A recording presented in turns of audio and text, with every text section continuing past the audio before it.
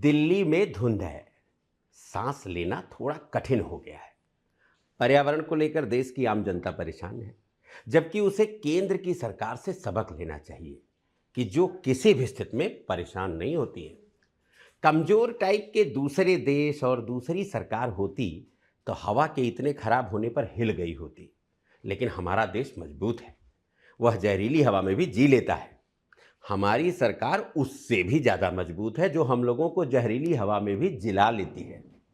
हमारे यहाँ के नेता और अधिकारी भी एक से एक जहरीले हैं। सुनिए जरा इनको।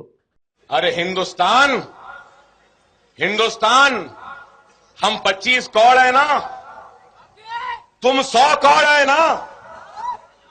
ठीक है,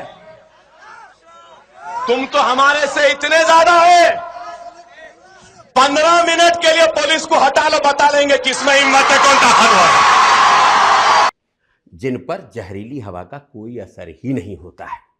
इसलिए जहरीली हवा या खराब पर्यावरण हमारे यहाँ कोई बड़ी समस्या नहीं है। इस समस्या से हमें परेशान कतई नहीं होना चाहिए, क्योंकि हम जहरीले लोगों के देश के वासी हैं। आप देख सकते हैं कि पर्यावरण को लेकर भी केंद्र सरकार बिल्कुल परेशान नहीं है। उसे परेशान होना भी नहीं चाहिए, क्योंकि वोट पर्यावरण से नहीं मिलता है, वोट जनता से मिलता है, और जनता आनी जानी है।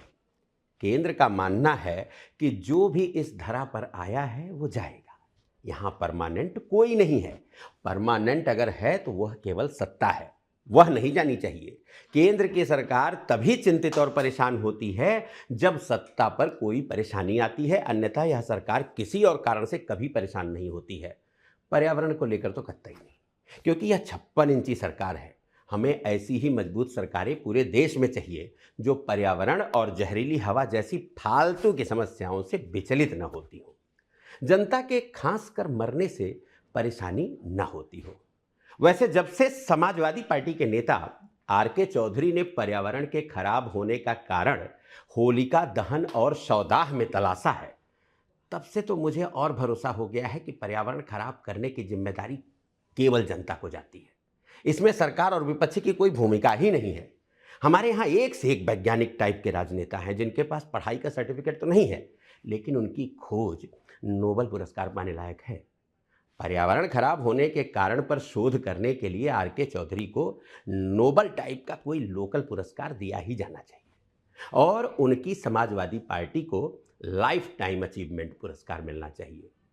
साथ ही पर्यावरण को खराब करने वाली जनता को मरकर शव बनने के आरोप में 3 महीने फांसी की सजा मुकर्रर होनी चाहिए। जब दिल्ली में केजरीवाल की सरकार थी, तब धुंध, खराब हवा और खांसी एक राष्ट्रीय समस्या थी। केजरीवाल की सरकार जाने के बाद राष्ट्रीय खांसी की समस्या तो स्वतः समाप्त हो चुकी है। धुंध की समस्या किसानों की वजह से है, क्योंकि वो देश भर में पराली जलाते हैं, और जिसका धुआं ट्रेन या फ्लाइट पकड़कर दिल्ली पहुंच जाता है। किसानों को इसकी सजा मिलनी चाहिए। रही खराब हवा की समस्या, तो यह कोई समस्या ही नहीं है। अब आम जनता की हवा खराब है, तो शहर की हवा का खराब होना कौन सी बड़ी बात हो गई।